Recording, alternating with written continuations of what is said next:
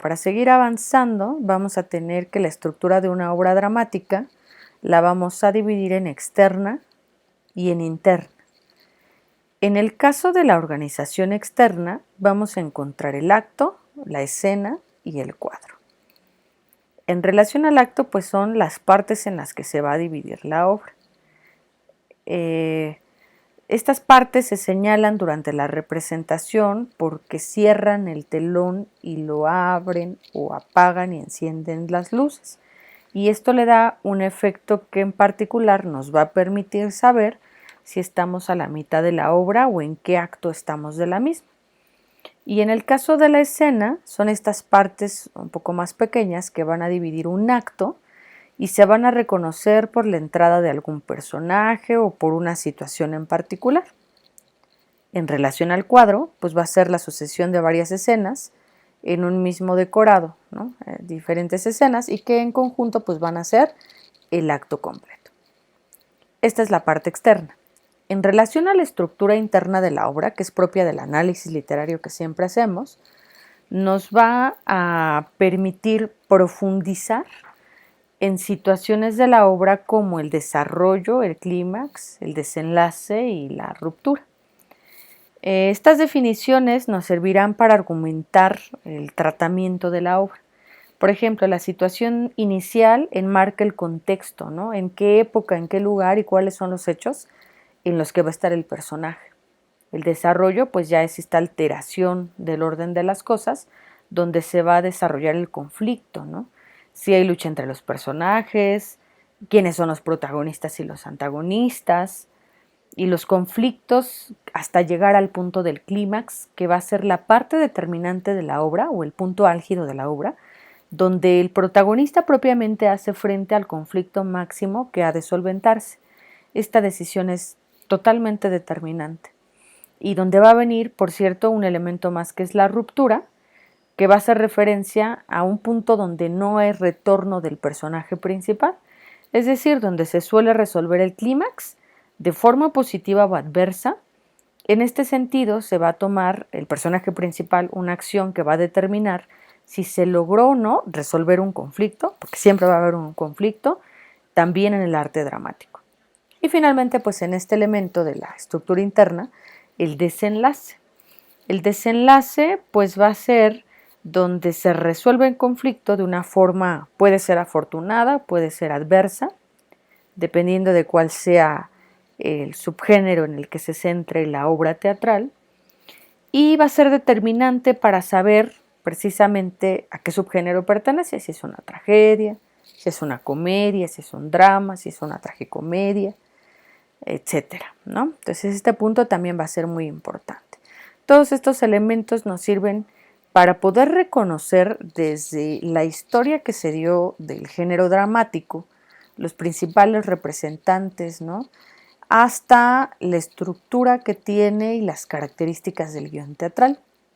Porque el siguiente elemento que vamos a observar está muy relacionado con las tendencias actuales del teatro, que es esta parte en la que me voy a centrar en este momento. Entonces, las tendencias actuales del teatro hace referencia a todo lo moderno, a lo que la modernidad ha traído, a partir de la concepción artística que surge a principios del siglo XX. La modernidad propiamente se caracteriza porque rompe con los moldes antiguos. Lo que hace es tratar de innovar, mostrar elementos que no se han visto nunca. Estamos hablando que estamos en el siglo XXI, pero bueno, en el siglo XX se le conoce como la era moderna porque emerge de estas vanguardias. Las vanguardias, que vimos también un poco desde el semestre pasado, fueron estos movimientos artísticos que se originaron en el periodo entre guerras mundiales. Hablamos de los años 20 y 30.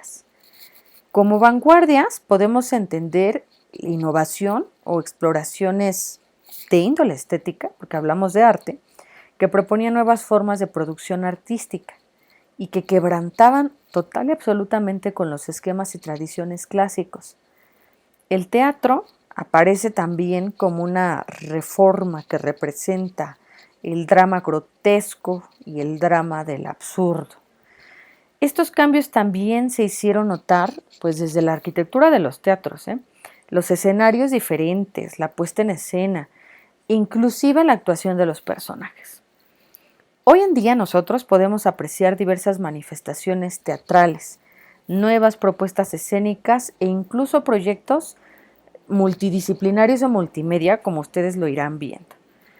Pero primero hay que revisar algunas de las corrientes más representativas del teatro moderno. Entonces vamos a encontrar aquí el teatro de lo absurdo, con ideas existencialistas de dos personajes literarios también, Albert Camus y Jean-Paul Sartre, el último francés, ¿no? Estos nos llevan a pensar en las vanguardias como el dadaísmo y el surrealismo, y las obras se caracterizan por tener diálogos sin una lógica aparente. No hay una secuencia, es como imaginar mundos posibles que no tienen sentido, es un lenguaje más bien basado en metáforas, más interno en la representación de los personajes, criaturas de fantasía, atmósferas de ensueño e inclusive pesadillas. Les voy a poner unos links de ejemplo para que ustedes ya en lo particular puedan ver videitos de 3 hasta 10 minutos donde se manifiesten precisamente estas tendencias actuales que son verdaderamente muy interesantes. Y otro elemento que vamos a tener pues es otra tendencia, el teatro pobre. El teatro pobre, como su nombre lo dice, va a estar carente pues de falta de indumentaria y de materiales en los teatros de la época actual, ¿no? En muchas de las ocasiones va a recaer más en las habilidades histriónicas del actor, en cómo es la actuación, para poder compensar un poquito la falta de elementos de los dotes artísticos como la voz, la gesticulación, los movimientos, ¿no? Nosotros vamos a encontrar que el teatro pobre surge en 1965.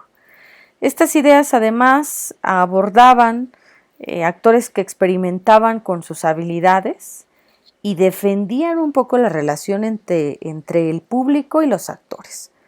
En esta obra también se establece una visión del teatro rico, que dispone de todos los elementos, ¿no? Y del teatro pobre, que no va a tener ni vestuario ni maquillaje en muchas de las ocasiones, pero que va a valer más la actuación del personaje.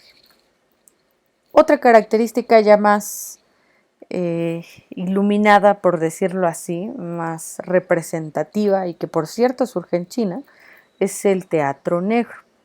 Es un teatro que se lleva a cabo en la oscuridad, como se observa en esta imagen, ¿no? Donde la fluorescencia de las marionetas, de las imágenes, se va a representar. Sin embargo, aunque surge en China, también podemos encontrar que a mediados del siglo XX surge también en Praga, que es capital de la República Checa, y en la que los actores hacen apariciones con ropas brillantes, maquillajes fosforescentes, luces ultravioleta, fondos negros para poder formar ciertas figuras, y que se asocia también un poco a estas acrobacias de tipo circense más que al teatral. El objetivo es crear una experiencia onírica.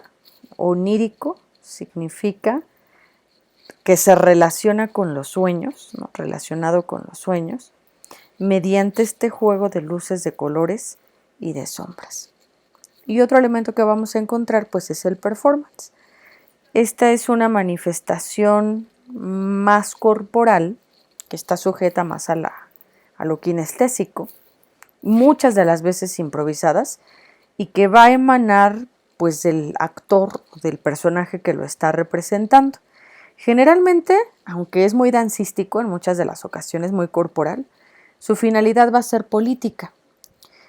Otra de las finalidades puede ser el concientizar acerca de un tema o el generar cierta repulsión hacia algo que no esté bien, como los performances que se hicieron recientemente también sobre el tema de la violencia hacia la mujer, ¿no? Esto también entraría dentro de esa categoría. El performance resalta lo extraño, lo repulsivo, lo estrafalario, inclusive hasta lo carnavalesco, para las personas que lo están representando más como un movimiento contracultural, en oposición a las élites conservadoras, porque lo que busca es no tranquilizar, sino pretende hacer un escándalo. Ya ven por qué lo relaciono con el movimiento feminista y con estos performances muy burlados, por cierto. Y lo que van a hacer pues es que el público pueda aportar también ideas a través de ellos. Muy interesantes estas nuevas tendencias, pero no son las únicas, porque también el teatro guiñol sería una representación actual, ¿no? El teatro guiñol, que consiste con marionetas, títeres y muñecos, sean los que aparezcan en escena, ¿no? Para poder realizar una representación. El teatro de la pantomima, que es este teatro que se hace con estos personajes que son los mimos, ¿no? Donde no hay voz, sino únicamente movimientos, miradas, gesticulaciones. Y algo muy interesante, que espero que ustedes también puedan buscar, que es el teatro interactivo o participativo, que se refiere más a algo multimedia, donde se proyectan personajes a través de hologramas y se completa el desarrollo de la trama, con algunos efectos especiales e iluminación. Yo les voy a poner algunos links de estas tendencias actuales para que vayan visualizando estos elementos. La actividad de esta semana básicamente pues va a consistir en que de aquí al día viernes ustedes hagan su apunte y dentro de su apunte también me digan de todas estas 4 tendencias, o también pueden incluir al teatro guiñol, a la pantomima o al teatro multimedia, cuál es la que les gustó más de las que visualizaron y por qué. Bien, que tengan un excelente día.